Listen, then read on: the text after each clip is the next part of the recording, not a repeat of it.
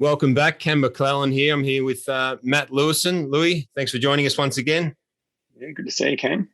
The questions have been good this week. I've had to really be selective of who I chose, but I think this one from Sarah is a really good one, especially with yourself on board the podcast today. So Sarah's outlined there. My husband and I have 4 properties where it says 5 to 10 years from retirement, and she says she's got an overall LVR of around 55% of the portfolio. How do we get things to a stage where we can live off income when we transition into retirement? So I've paraphrased that, but that's basically the crux of her question. It's a ripping question and one that we talk about often. I know you're working on some models at the moment that can be plugged into people's portfolios so they can have a look at different exit strategy options. But you should always begin with the end in mind. It's that old analogy our business partner, Michael Beresford, always talks about, Bozza, when taxis were around, and he'd say, when you jump in a taxi, what's the first thing you tell them? You tell them where you want to end up. Well, in property investing, not many people talk about where you want to end up. So it's really important to understand that at the start, but it's great Sarah and her husband are thinking about that now while they've still got 5 to 10 years in their working life and how they can transition that asset-rich base into an income-rich base to live off. So you're the master of exit strategies, Louis. Talk us through some of your ideas and what her situation could work out like. And once again, this is not specific advice. It's general advice. I always reckon the best way to talk about this is to give real life examples. So about 9 years ago, my old man was sort of late 50s, and he was my mentor in building up an investment property portfolio. But what he'd never done before was, I guess, go through an exit strategy, which he'd always said when he started out, and I remember this when I was 10, 12 years old, he said his goal was to have, I think it was 4 properties. In fact, 4 properties, 3 with debt, 1 that he owned outright. And then 5 years later, it was 7 properties, and he kind of kept putting it up. And I think he couldn't stop himself in the end. He kept kind of growing his portfolio. So about, when he was in his late 50s, he asked me to do a financial model or a cash flow model and said, all right, I've got these properties. Here's all my debt. Tell me which properties to sell first or what I need to do to turn this into something I can live off. And what we found was, I guess, was very interesting because the properties he had the least equity in, if you look at them on an individual basis, then you kind of say, well, you've owned those for the shortest amount of time. You pay the least tax if you sell it, but you're also pretty much just clearing the debt you took on to buy it. You haven't held it for long enough. The ones that he'd owned for the longest, if he sold, he would have paid the most tax on because obviously he'd had them for a long time. They'd gone up in a lot of value. But he'd also been, at that time, taking on more debt against those properties to buy others. And where we got to was that the strategy he needed to employ was to sit and hold. So he'd never sat and not bought property. He'd always just been buying. Yeah. So we said, all right, you just got to sit out for 5 years, one market cycle. Get that LVR down. It would have been 7 years, but the market was kind of going through a bit of a sweet spot at the time. So sit on them for a couple of years. And then when rents are going up, pay off your debt. When you get some extra cash, pay off some debt. And when you've gone through this market cycle, sell a couple of them to pay off debt. And he did that. And he didn't clear off all of his debt. He cleared off a decent chunk of his debt and got it down to a really low LVR. And then the surplus income he was generating from his portfolio from that point was just paying off that debt really fast. And it's a bit like dominoes when you model it out. The first one takes a long time to pay off. Obviously, each additional property you've got after holding for, let's say, 5 to 10 years, the income's going up a fair bit. So it starts to come off faster. And as soon as you clear that first debt, then the second one happens in about half the time. The third one happens in half the time again. The fourth one even shorter, if your game plan is to clear off the debt and just sit there for the income. Now, if we look at Sarah's situation, so 4 properties, let's assume they're about 700,000 each. So that's 2.8 million of gross asset value today. And an LVR of 55%, her debt is roughly 1.5 million. So at 3% interest, they're paying about $45,000 a year in interest servicing that. And that's just on an interest-only basis. Now, if you assume, and obviously we know, like when you look across Australia's property, like investment properties, yields range from sort of 1.5% to 2% at sort of one end, up to 5.5%, 6%. And sometimes those really high-yielding properties are in areas where the capital growth is less. Some that have the really low yield are generally in areas where some people might consider it blue chip because it's really high value. Yeah. Those really high value, high median house price suburbs often have higher rents than other suburbs, but when you work it out as a yield relative to the value of the asset, it's quite low. That's where they sit around 1.5% to 2% if they're lucky. But a well-structured portfolio of family homes would have hopefully around 4 to 4.5%, sometimes 3.5% up to 4.5%. Let's just pick the middle band of 4. So a 4% yield, they're bringing in about $112,000 a year. Yeah. Let's assume 25% costs and sort of other stuff for servicing the property. So they've got net income of $84,000 before interest. So now we don't have a whiteboard to go through here. And I scribbled some notes though. So it was $84,000 net income minus the $40,000 of interest. So they've got a surplus of about $39,000 a year today.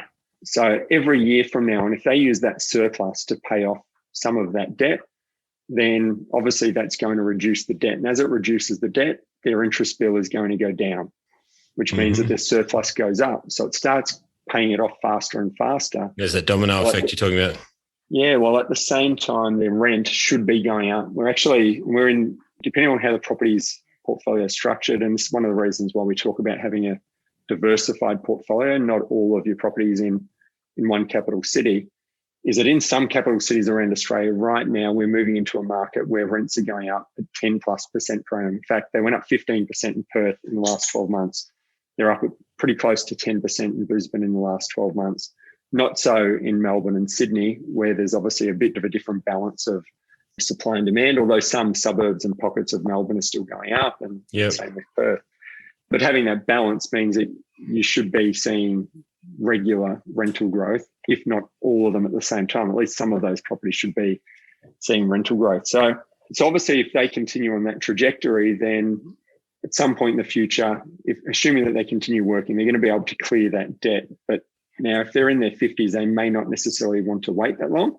And I guess that's where the planning starts to come in, to decide whether there's a level of debt that you're comfortable to hold forever, knowing that you've got a surplus income that's already $39,000 more than the interest cost, or do you really absolutely want to clear that debt entirely? If you want to clear that debt entirely, then obviously you can sit on them a bit longer. Yeah. Or you could look at selling one of the assets, which then obviously reduces how much rent you're going to be getting in the future, but it helps to clear off the debt sooner.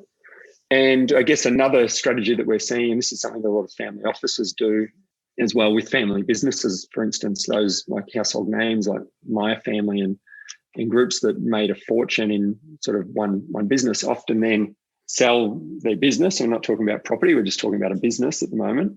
And then they reinvest that into a diversified portfolio of assets that are just generating income for them forever, and they're managing that portfolio. And that's something that we're also seeing in residential property now. People who have built up a big portfolio, getting to a point where they say, I want to get out of my debt. They sell off their assets after they've been through that growth phase, and then they reinvest back into the residential market through another vehicle where they can get more diversification. Instead of just having a few properties in one area, they can get access to dozens of properties or hundreds. And that's obviously one of the things we structured Resi Fund for, to help people to be able to reinvest back into the residential market after they've exited their own portfolio. And then they share in all of the income of a diversified portfolio of residential property. And they can invest in some other classes of assets if they want, to get that real balance that for most people, it's about the income that they're generating, not how much. And the equity is great because it makes it feel good knowing you've got millions in equity, but it's the income you really need. Yeah, well, that provide, like you said, equity is fantastic to have. It's a great foundation for wealth, but it doesn't change your lifestyle. And really, people transitioning into that carefree living, that's what they need, is the income to transfer across. So it sounds like Sarah's done and her husband have done really well to get to the position they are. And it seems like they've got enough time to really knock out that debt. I assume they've been paying off some of the debt, or the market might have taken care of it. If they've got another 10 years in their working life, well, I think they should have a fair chance of knocking out most of that debt. And even using that portfolio, and even if you said at a 4% yield, it's not a bad income for them to transition to retirement. It definitely thumbs the nose at the pension, that's for sure. Yeah, and I think that's probably one other point that we need to consider is this strategy, if you're talking about one property, is probably not going to put you in a position to live a carefree lifestyle and to retire early. Two, probably still not, depending on where they are and what their value is. But obviously that's why you have to have a a portfolio of assets, and why you need to follow a system of investing that allows you to duplicate, to grow that portfolio. Now, for somebody else another strategy that Sarah might look at, which could be a bit different if she was saying that she was going to be working for 10 years or maybe sort of at least 10 more years, could be to buy one more asset, knowing that the goal of that is to pretty much just double sell and flip it. Once you've been through that next growth or the current or next growth phase. And obviously the profit they make out of that pays off the debt a little bit quicker again. Yeah. The existing properties that they own. So there's obviously so many moving parts there. And that's why it's important to, I guess, work with people who understand it. As I said, with my dad, while he'd 25 years of experience investing in residential property, he had no experience going through an exit strategy until the last 10 years. And we've obviously been able to work through that with him, coaching him on it. And that's given us something that very few in the industry have, that at least most people who have been through an exit strategy with residential kind of retired and not sharing that knowledge with other people in the market. Yeah, it's funny, isn't it? There's a lot of people talk about growing portfolios. Very few have been through exit strategies. I know, as you know, I've been through an exit strategy with a shared portfolio I have, and you've been through the same thing. So even at our tender age of 40s, I'm pushing 50 now actually, but even at our tender age, having gone through an exit strategy, you can really relate to people's conundrum that they need. And it takes some modelling and takes some understanding what your life position is and where you're going to go over the next couple of years. And it's probably a little bit different. Most people work out their exit position at the start of their portfolio in an ideal position. What's your end goal? But when you get to the nitty gritty, it's a tax equation and it's a where it leaves you in an income equation. It really comes down to. And I think also like what we talk about today for an exit strategy is very different to what it might have looked like 15, 20 years ago. Now, as you said, you can't live off your equity. It's great to see it there, and it gives you opportunities to invest because you can draw it down to invest. But you're really at a bank's mercy when you're relying on the equity, and banks are not really that keen these days to say, here's just a line of credit for you to go nuts spending the money that you've got as equity. 10 years ago they were, but like you're right, time changes. You're better off being in your own control and having that income. Yeah, and while you're in the investment phase, they'll give you that redraw facility or an offset account for you to use. But when your personal income is starting to go down, then banks are no longer as keen to allow you to keep that offset account. So the closer you're getting to a retirement age, the tighter they start to put the reins to ensure that they're in a strong enough position that if you need to sell your assets, they're absolutely clearing all of their debt and getting paid back. And obviously, I think times will change probably going into the future as well. And that's why you kind of have to stay on top of it. And the people who are starting their journey now, it's good to have a bit of an idea of what an exit might look like for you. And an exit doesn't mean exiting all the assets. Correct. An exit for many people is getting into a position where your debt is at a point where you're 100% comfortable that no matter what happens to you, you're paying the bills and you're not going to lose your property and you're going to have a strong income in the future, which is what we consider carefree living. You're going to have as much income as you've currently got, at least in the future or more, forever. But at least have an idea of that. So it's not about buying 100 properties to be wealthy. I mean, there are very few people would do it, and they're not doing it because they need to for carefree living.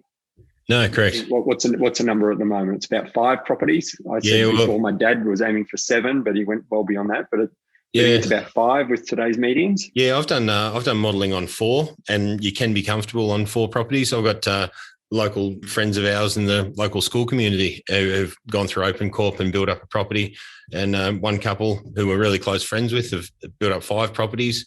And Michael said to me, he goes, I don't need to do anything else. He goes, I'm working for another 10 years. He goes, I'm set now. So he's realised, with the advice of the team, it's just in the hold phase. So there's that acquisition phase, hold phase, and then the consolidation phase where you're really working on your exit strategy. So you're right. You don't have to be a double-digit property investor to really set yourself up for the future.